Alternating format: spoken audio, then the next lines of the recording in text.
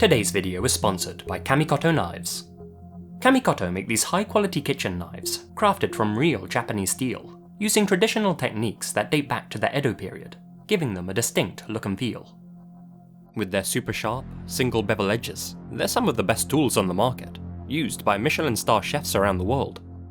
Specialized and perfectly weighted, they make even a novice home cook like myself feel more confident in the kitchen. Each blade goes through a rigorous 19-step process that takes several years to complete, after which they're all individually inspected to make sure they meet Kamikoto's high standards. To prove just how much Kamikoto believes in their products, all of their knives come with a lifetime guarantee. The blades themselves come in this gorgeous, heavy-duty, ashwood storage box, which complements the authenticity of the knives inside and makes for an amazing Christmas gift. Right now, Kamikoto is running a massive Black Friday sale and is offering my viewers an additional $50 off any purchase. Simply head over to kamikoto.com/lazym, enter my discount code LAZYM, and take advantage of those huge savings today.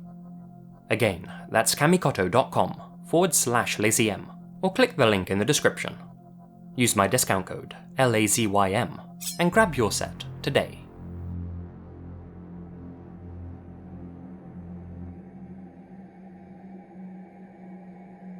Let's start things off with a region-lock mystery, one that'll no doubt make your skin crawl. The Inokashira Park dismemberment incident. On the morning of April 23rd, 1994, a janitorial worker at Inokashira Park, Tokyo, was busy emptying trash cans when she made a truly horrific discovery. As she opened up one of the bins, she noticed a trash bag which looked to contain some thrown-out fish. The park was home to a lot of stray cats at the time, and so the cleaner decided to remove the old fish and let the felines have their fill. But there was just one problem. The bag had been tied with a thick knot, one so strong that she couldn't open it by hand. As such, she took a bamboo skewer and tore the bag open, and was immediately hit by a terrible and unfamiliar odor, a stench far more stomach-churning than mere rotten fish. On the verge of being sick, the cleaner's curiosity got the better of her. She had to see what type of waste could produce such a foul smell. She peered inside the open bag, only to be greeted by the sight of a human ankle resting atop a mound of other flesh. Upon further inspection, she found 2 hands, 2 feet, a right shoulder, a part of the upper torso with the ribs still attached, and several other pieces of a human body inside. Investigators arrived to examine the contents of the park's trash cans. In total, they found 14 separate plastic bags containing 27 human chunks, spread out in trash cans across the park over a distance of about 1.6 kilometers. Those pieces made up about 1/3 of a male body. All of the pieces had been placed in smaller, perforated draining sacks before being bagged up. A knot commonly used by both fishermen and medical staff had been used to tie off the top of each bag. Seeing how his head was unaccounted for, identifying the victim took time. A job made harder by the fact that whoever had left his body in the bins had taken the time to slice off his fingertips with a razor blade and scratch his palms. The authorities managed to ID him 3 days later via a DNA test and leftovers of a dermal palm print. His name was Seiichi Kawamura, a first-class architect who worked at a major firm and who lived extremely close to the park, just north of Inokashira Pond. As well as his head, almost all of his torso was also missing. To this day, neither his head nor torso have ever been found. The rest of Seiichi's body had been sliced into neat 20cm pieces using an ordinary handsaw and a paring knife. The muscle had been carefully cut away, and the authorities believe that the butcher must have had extensive medical training and was, most likely, a doctor or surgeon. After being cut, the chunks had been methodically washed and exsanguinated. According to one Professor Sato, the man in charge of the autopsy, literally not a single drop of blood remained. The remains showed no signs of having been battered, and there was no evidence of poisoning. But the most disturbing thing that Professor Sato found were slight traces of internal bleeding in the muscle. That strongly suggested that Seiichi had been cut up whilst he was still alive. So, how had a successful and unassuming man come to meet with such a terrible fate? Well, here's what we know. On April 21st, 2 days before his remains were found, Seiichi had gone to a drinking party with a number of colleagues near Takadanobaba Station, celebrating his recent promotion. There, Seiichi sang karaoke and drank peacefully. After the festivities, he caught a train with 2 colleagues to Kichijoji Station. There, they parted ways, and Seiichi began walking back to his apartment alone, taking a different route than he usually did. At around 11:30 p.m. that night, witnesses believe that they saw Seiichi arguing with 2 men outside a department store. On the afternoon of April 22nd, Seiichi's pregnant wife filed a missing persons report when her husband, who never stayed out overnight, failed to return home. At approximately 4 a.m. on April 23rd, 2 still unidentified men were reportedly seen entering the park, carrying with them a number of plastic bags. At 11 a.m. that day, the custodian came upon Seiichi's remains. Detectives found coming up with a motive for the slaying extremely difficult. After all, Seiichi had a good reputation and had no known enemies to speak of. Rumors involving cults and criminal syndicates began to spread like wildfire, as did the theory that Seiichi had fallen victim to human organ harvesters, with his missing head and torso being sold to the highest bidder. Whatever their motive, there were almost certainly multiple perpetrators involved. In Professor Sato's words, "When I saw how the remains had been handled and packed, I immediately realized that this couldn't have been done alone. An image of at least 4 people working in an assembly line comes to mind, one of whom is solemnly cutting the body into determined lengths with a handsaw. Another is adjusting each piece's size. One of them's washing them in water, and a final person is carefully packing them one by one into plastic bags. I get the feeling that this was all carried out calmly in a place that had been prepared beforehand. I think they were people who belonged to a radical cult that was subjected to strong mind control. And that's because any normal human being would experience nausea, headaches, and the urge to run away while cutting up their fellow man. These people didn't." The final theory that the authorities considered was that this was a case of mistaken identity. A young street vendor, referred to in the media only as Mr. A, was staying near the park at the time, and was said to strongly resemble Seiichi. In fact, he was reportedly such a doppelganger that some of Seiichi's colleagues had approached Mr. A prior to the incident, mistaking him for their co-worker. There's very little information about this Mr. A online, but from what I can find, he was said to have, quote, accidentally interfered with the activities of a certain country's intelligence agency.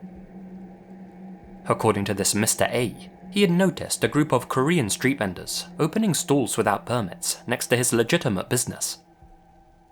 Believing that they were encroaching on his territory, he sabotaged their stalls and employed a couple of heavies to scare them off.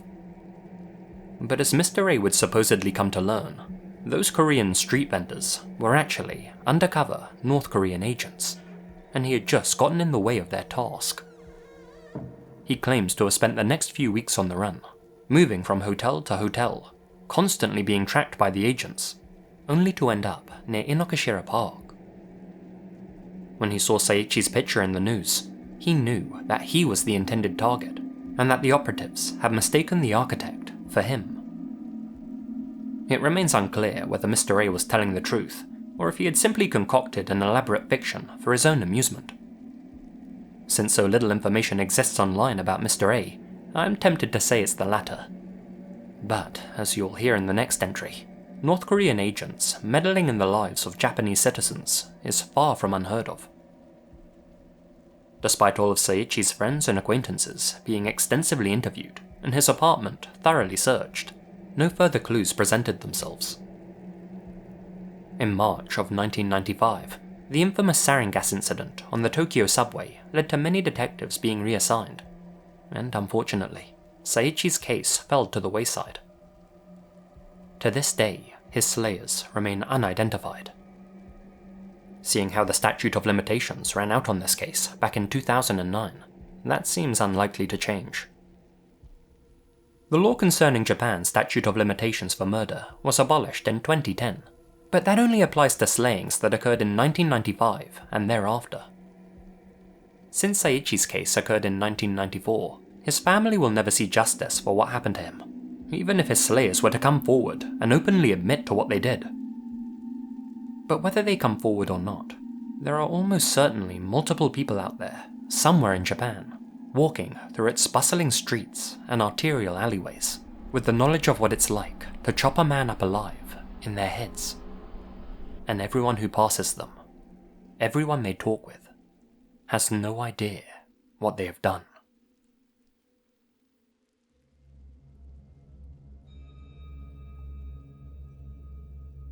This next one has to be one of the most widely discussed and well-known cases in Japanese history, though for whatever reason, very few people are familiar with it in the West.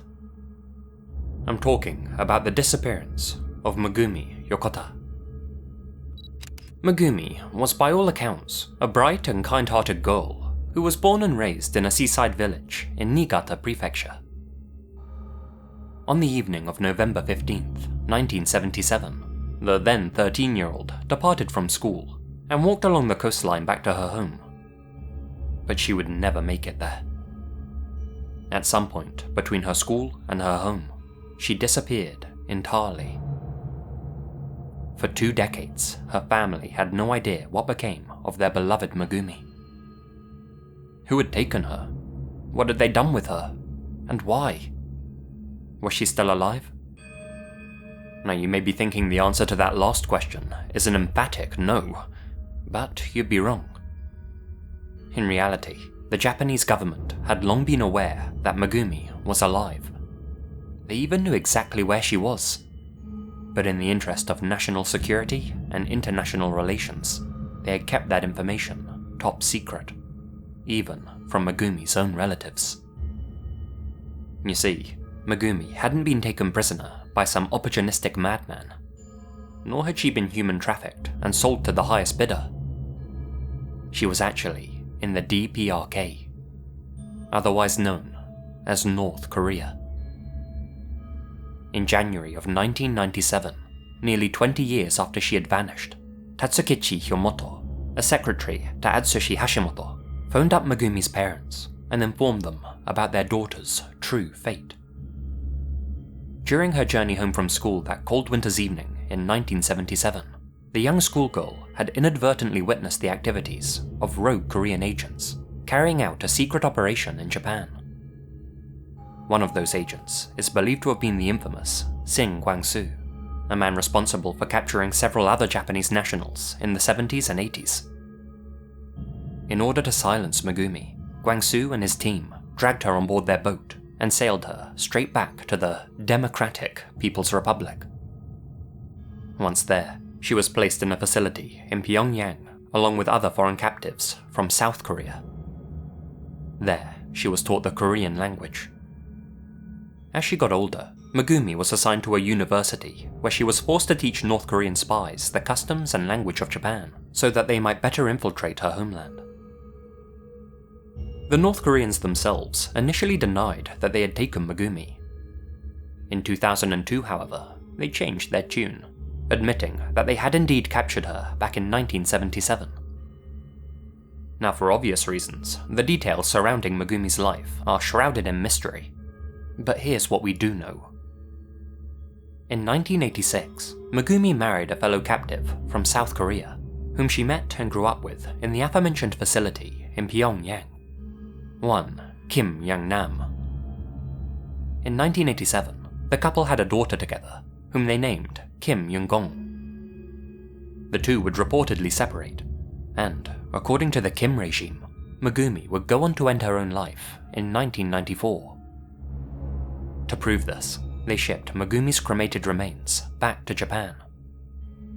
The Japanese government performed a DNA test on the ashes, which quickly proved that they didn't belong to Megumi Yokota, and that the DPRK were still lying.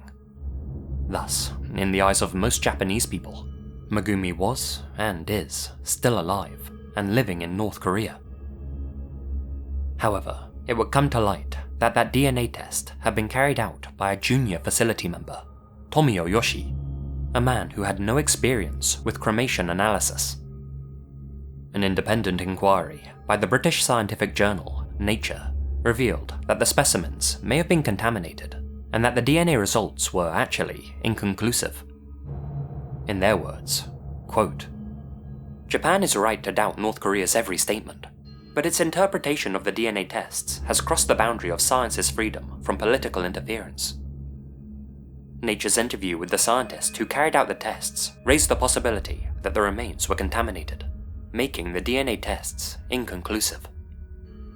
This suggestion is uncomfortable for a Japanese government that wants to have North Korea seen as unambiguously fraudulent.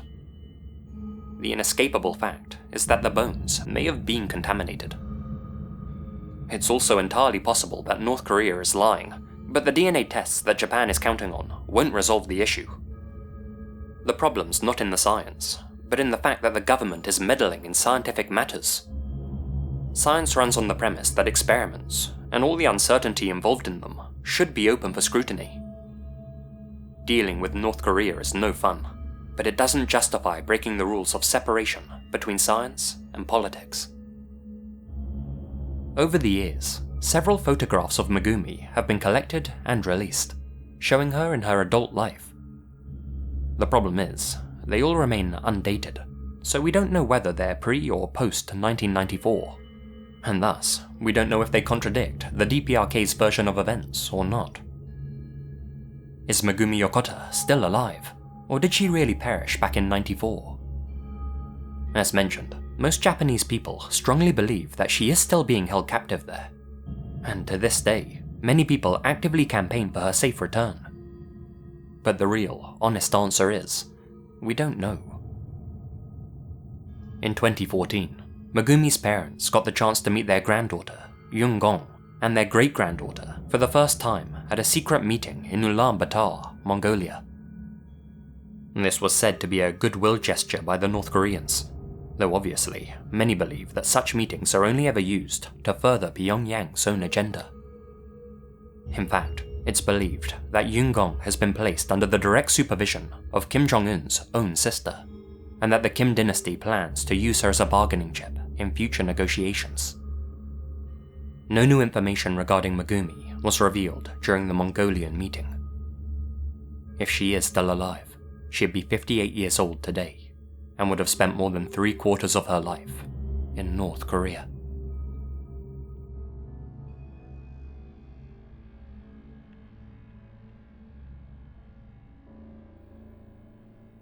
Known in Japan as the Niigata girl confinement incident, the story of Fusako Sano is as unsettling as it is infuriating.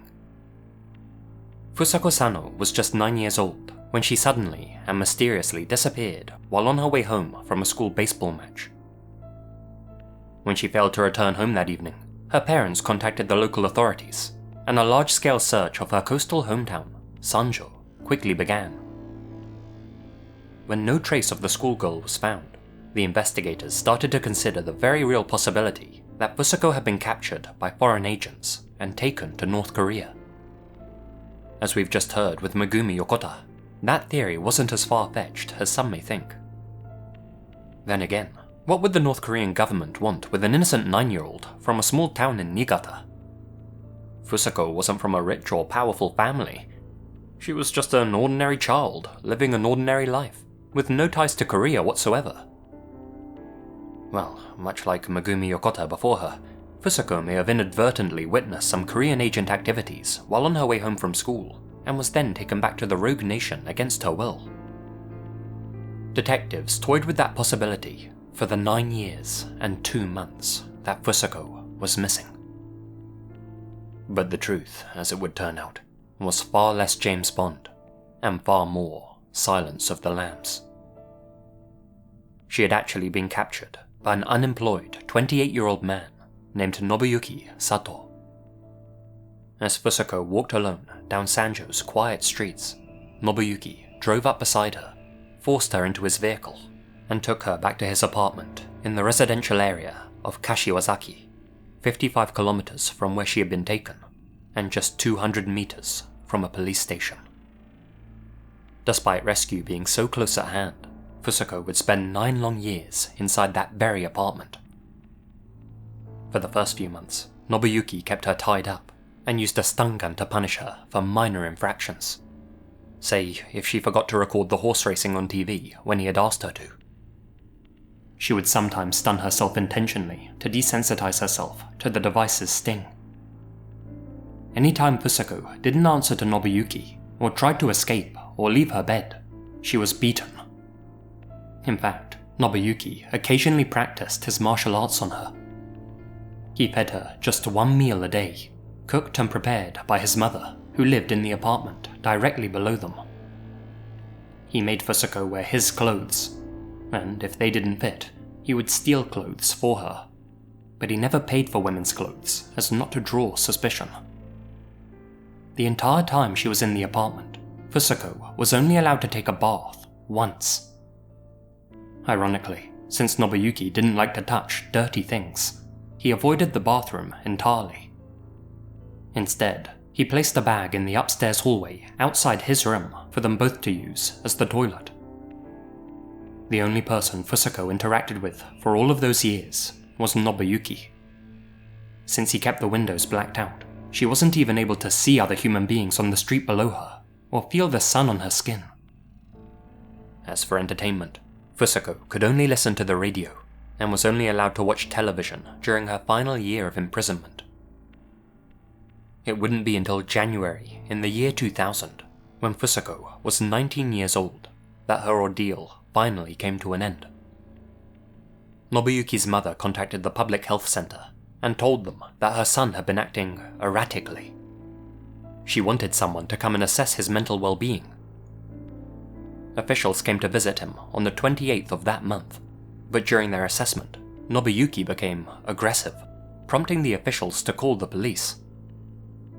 Officers from the station, located just 200 meters outside the apartment, came to restrain Nobuyuki outside the building.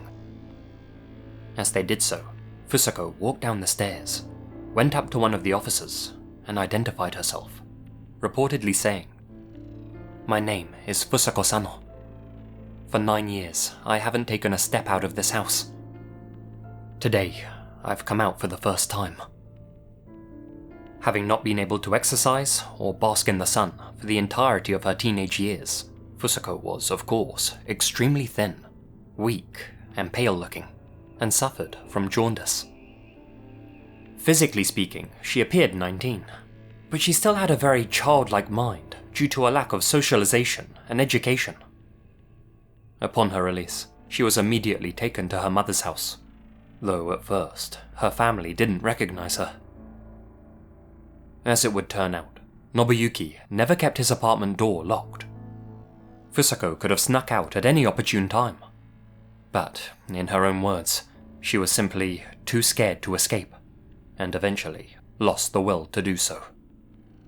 Not to mention, due to a lack of nutrition, her hands and feet had withered, making it extremely difficult for her to walk or even move on her own. After his arrest, Nobuyuki, then 37 years old, was hospitalized for being mentally unstable. 2 weeks later, he was formally charged with a slew of offenses, and subsequently admitted to all of the main charges against him.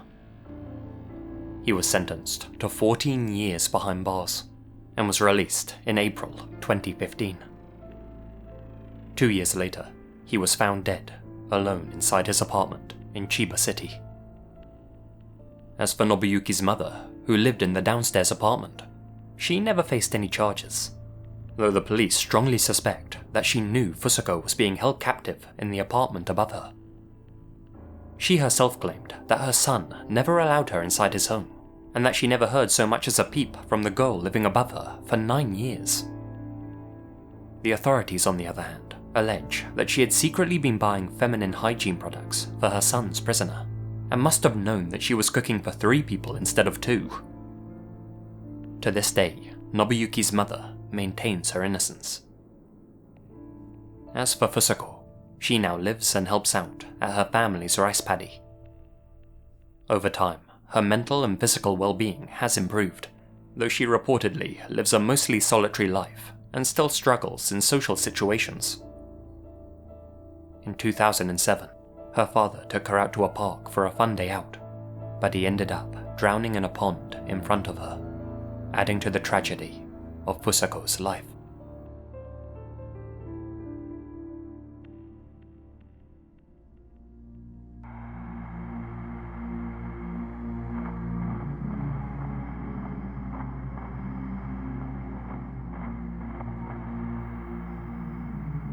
Hey guys, Lazy here, and thank you very much for listening. Just before the video ends, I'd like to say a huge thank you to all of my supporters here on YouTube and over on Patreon, especially my biggest supporters.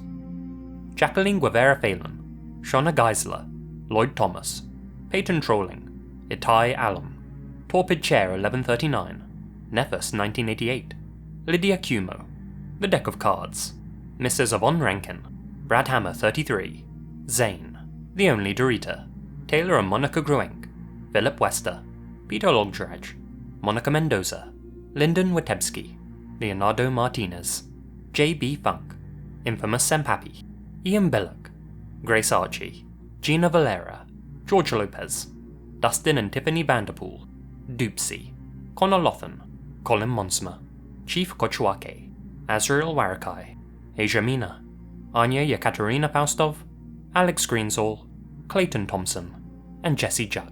Thank you guys so much for your continued support. The best things happen in the dark.